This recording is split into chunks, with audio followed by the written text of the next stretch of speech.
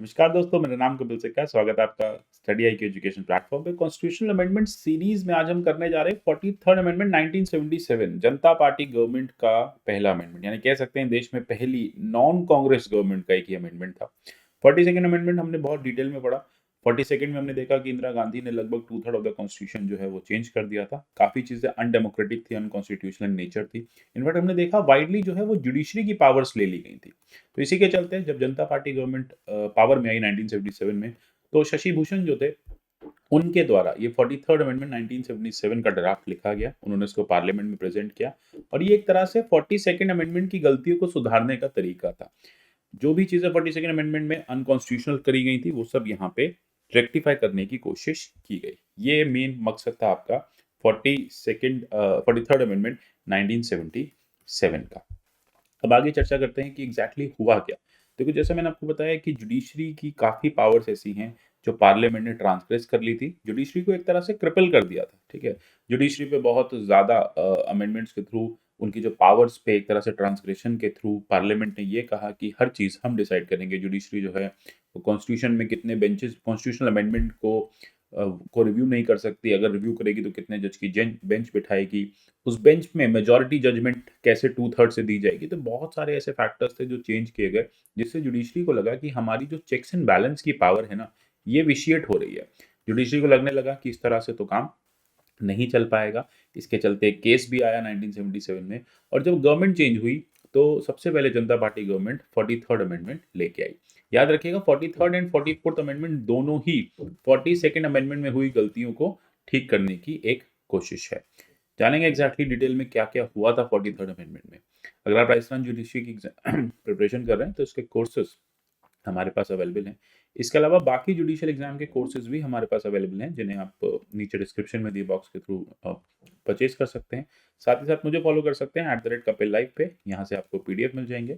आप मुझे @कपिल सिक्का ट्विटर हैंडल पे भी फॉलो कर सकते हैं। बात करते हैं 43rd अमेंडमेंट 1977 की। स्टेटमेंट क्या था?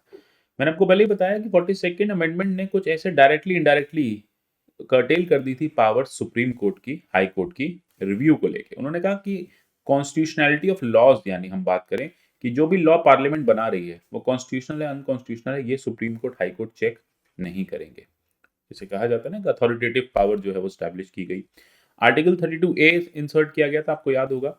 उसमें सुप्रीम कोर्ट को बार कर दिया गया कि आप कोई भी कॉन्स्टिट्यूशनल वैलिडिटी को कंसिडर नहीं करेंगे स्टेट लॉ की, वो सिर्फ और सिर्फ आप देखेंगे, वो सिर्फ हाई कोर्ट करेगा। साथ ही साथ ये कहा गया कि फंडामेंटल राइट्स के केस में भी आप नहीं इंटरफेयर करेंगे अनलेस अगर जरूरत हो, ठीक है। अगर आप जाते हैं कि कॉन्स्टिट्यूशनल वैलिडिटी को चेक करना चाहते हैं सेंट्रल लॉस की, ये भी आप नहीं कर पाएंगे। तो बहुत सारी इश्यूज यहाँ पे हुए, जैसे 131A भी इंसर्ट किया गया था, जिसमें का एक्सक्लूसिव जुरिडिक्शन जो है कॉन्स्टिट्यूशनल वैलिडिटी सेंट्रल लॉ की डिसाइड करने की, ये सुप्रीम कोर्ट के पास है। हाई कोर्ट इसमें इंटरफेयर नहीं करेगा, मतलब स्टेट के मैटर्स में सुप्रीम कोर्ट इंटरफेयर नहीं करेगा, सेंटर के मैटर्स में हाई कोर्ट इंटरफेयर नहीं करेगा। यानी जो एक हायरार्की ऑफ जुरिस्डिक्शन हमारे कॉन्स्टिट्यूशन ने, इंटीग्रेटेड जुडिशरी जो एक स्टैब्लिश की हुई थी, उसको विशिएट किया। तो कह सकते हैं कहीं ना कहीं एक बेसिक स्ट्रक्चर जो है उसको विशिएट किया गया, क्योंकि independence of judiciary basic structure का पार्ट है। अभी हाल ही में 1973 में बेसिक स्ट्रक्चर डॉक्ट्रिन आया, 76 में ये 42nd अमेंडमेंट आ गया। 144A इंसर्ट किया गया था, जिसमें कहा गया कि अगर आपको अमेंडमेंट के प्रोसीजर को करना है, कॉन्स्टिट्यूशनल अमेंडमेंट अगर आपको रिव्यू करना है, तो कितने जज की बेंच बैठेगी ये भी हम बताएंगे 144A के थ्रू। और वो जजमेंट कैसे पास की जाएगी, स्पेशल मेजोरिटी से पास की जाएगी। आपके 7 जजेस बैठेंगे, स्पेशल मेजोरिटी से वो उसको पास करेंगे, तभी इस तरह की जो कॉन्स्टिट्यूशनल वैलिडिटी है उसको आप चैलेंज कर सकते हैं।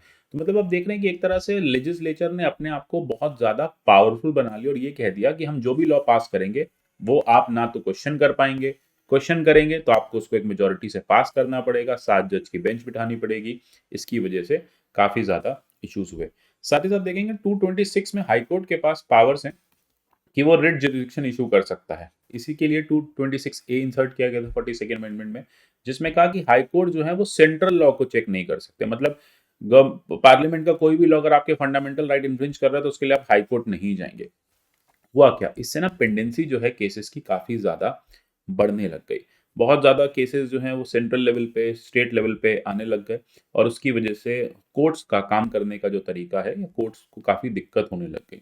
इनफैक्ट जो लोग दूर-दराज एरियाज़ में रहते थे, वो अपने लेट अस से कोई पर्सन दूर रहता है, ठीक है, वो दिल्ली में रहता है और उसका अगर यूपी में, लेट अस से यूपी में उसका फंडामेंटल राइट इन्फ्रिंज हुआ है, नोएडा गाजियाबाद में इन्फ्रिंज हुआ है, तो वो सुप्रीम कोर्ट भी तो जा सकता है 32 में, लेकिन नहीं, क्योंकि स्टेट के चलते हुआ इन्फ्रिंज, तो अब उसको 226 में इलाहाबाद हाई कोर्ट जाना पड़ेगा।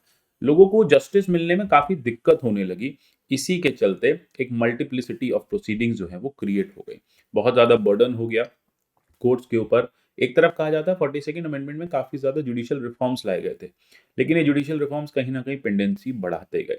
इसी के लिए सुप्रीम कोर्ट ने एक केस सुना, मिश्री लाल जैन, और उसमें ये कहा कि 144A जो है वो नल एंड वॉइड होना चाहिए, क्योंकि कितने जजेस की बेंच बैठेगी कॉन्स्टिट्यूशनल लॉ को रिव्यू करने के लिए, ये हम डिसाइड करेंगे, पार्लियामेंट इसमें इंटरफेयर ना करे।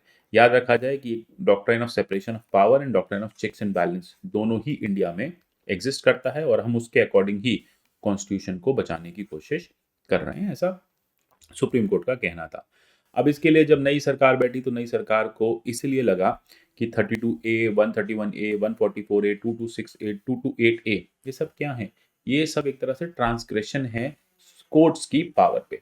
पार्लियामेंट जो है वो यहाँ पे अननेसेसरी, लेजिस्लेचर जो है वो यहाँ पे अननेसेसरी सुप्रीम बन रही है, और कोर्ट को एक तरह से डाउनग्रेड कर रही है, कोर्ट की पावर्स को डाउनग्रेड कर रही है। इसी के लिए 1977 में ये अमेंडमेंट जो है वो लाए गए। साथ ही साथ एक और अमेंडमेंट था 42nd अमेंडमेंट में 31D।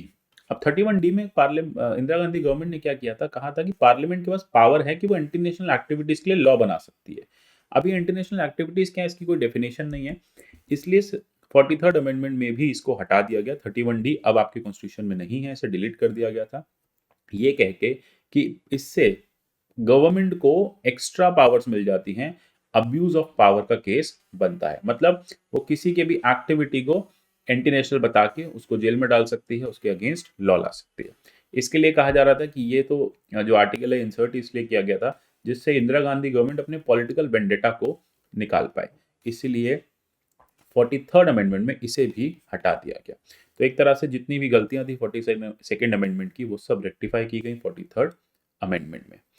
इसके बाद 44th अमेंडमेंट आएगा, वो फर्दर कुछ और चेंजेस करेगा, कुछ और रेक्टिफिकेशंस करेगा, कुछ नए एडिशंस भी करेगा, तो जानेंगे उसको नेक्स्ट क्लास में। तब तक के लिए हमसे जुड़े रहिए, चैनल को सब्सक्राइब करके रखिए, मिलते हैं अगले सेशन में, तब तक goodbye, take care and God bless you all.